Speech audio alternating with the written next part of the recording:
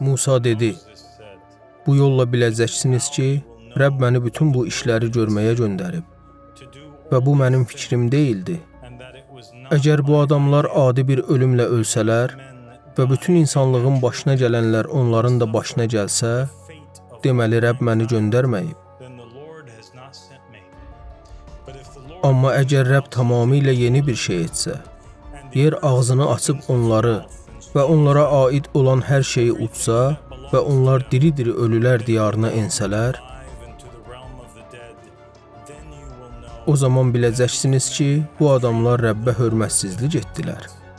O bu sözləri deyib bitirən kimi onların altındakı torpaq yarıldı və yer ağzını açaraq onları, ailələrini və qoruqla əlaqəsi olan hər kəsi uddu.